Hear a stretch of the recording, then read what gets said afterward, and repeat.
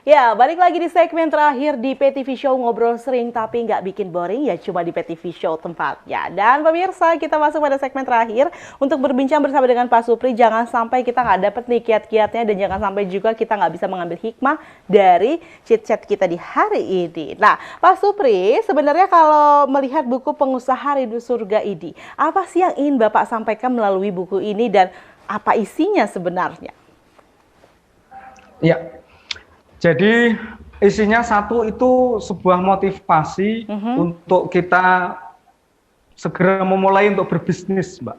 Baik. Jadi seperti kita itu kan terinspirasi dari kisahnya Abdurrahman bin Auf. Ya. Maka bagi para pemirsa semuanya yang sudah mulai berangan-angan bermimpi untuk menjadi pengusaha, jangan tunda mimpi itu, segera realisasikan. Jangan berpikir saya nggak punya modal, saya nggak punya jejaring, nggak punya apapun. Dulu Abdurrahman bin Auf itu memulai bisnis dari nol, dari tidak punya harta sama sekali.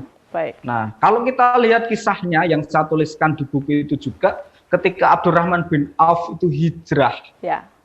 Dari Mekah ke Madinah, dia dipersahabatkan oleh Rasulullah bersama kaum Ansor. Kemudian kaum Ansor yang kaya raya itu memberikan tawaran pada Abdurrahman bin Auf. Intinya tawaran itu untuk berbagi harta kekayaannya dan juga berbagi istrinya.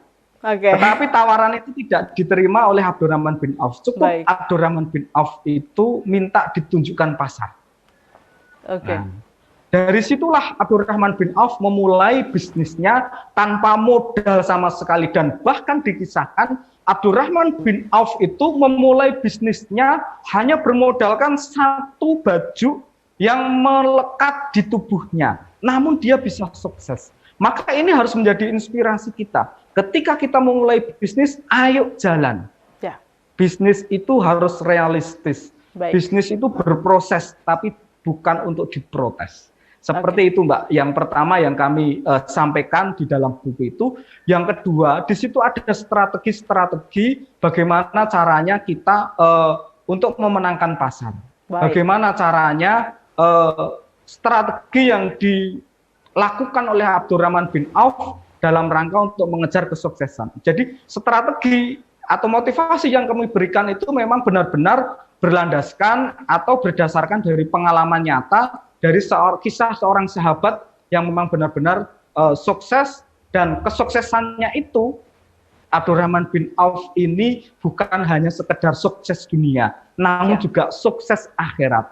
Maka pesan buku saya yang berikutnya adalah jadilah pengusaha yang tidak hanya berpikir tentang rugi laba, namun berpikirlah usaha itu tentang surga dan neraka. Maka ketika membaca buku itu, saya berharap bahwa para pengusaha itu benar-benar menjalankan sesuai bisnis yang tidak keluar dari syariat Islam. Betul. Sehingga mereka bisa meraih surga. Sukses dunia, sukses meraih surga. Benar Seperti sekali. Itu, Oke, nah ini menjadi menarik lagi. Saya ingin tanyakan kalau menurut Pak Supri sendiri sebenarnya, ketika kita menjadi seorang pengusaha, kemudian kita mulai mendapatkan untung dari sana, apa yang harus kita lakukan? Apakah untung itu 100% kita gunakan untuk pengembangan usaha, ataukah tadi seperti yang mungkin dilakukan juga oleh Pak Supri, bagaimana bisa menyisihkan sebagiannya untuk kemaslahatan umat? Mana kemudian yang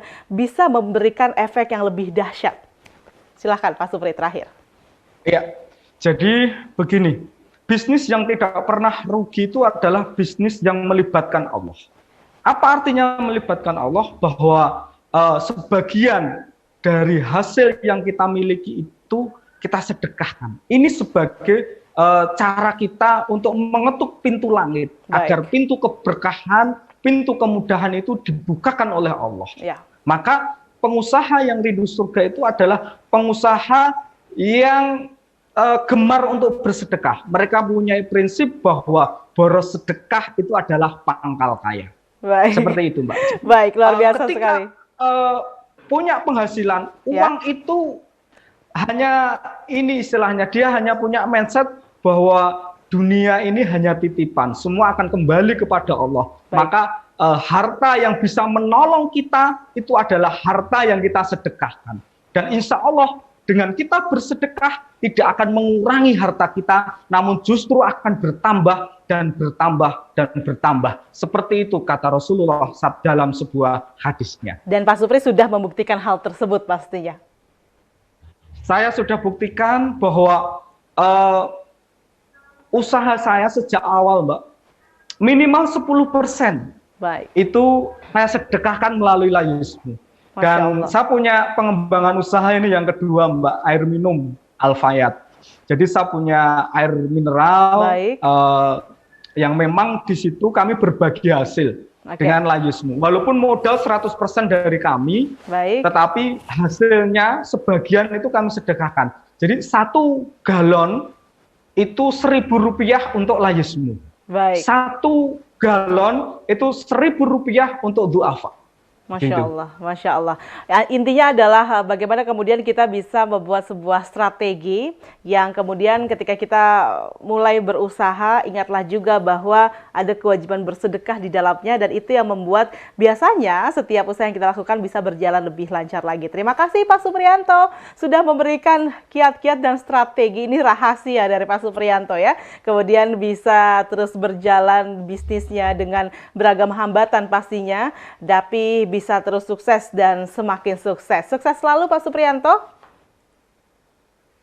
Iya, terima kasih Mbak. Terima kasih banyak. Sukses juga buat Mbak Irma dan para pemirsa semuanya yang mau mulai usaha. Ayo kita mulai usaha. Mulai jangan sekarang terbayang-bayang dengan modal, tapi tetap kita melangkah. Allah pasti mudahkan. Insya Allah. Terima kasih Pak Supriyanto atas motivasinya pada kesempatan kali ini. Dan pemirsa, ingat-ingat ya, tidak perlu ragu lagi ketika pemirsa ingin menjadi seorang pengusaha, nggak usah berpikir panjang lagi, tapi tetap harus diingatkan dan diluruskan niat dan tujuannya apa ketika kita nanti mulai mendapatkan harta-harta dunia. Terima kasih sudah menyaksikan PTV Show.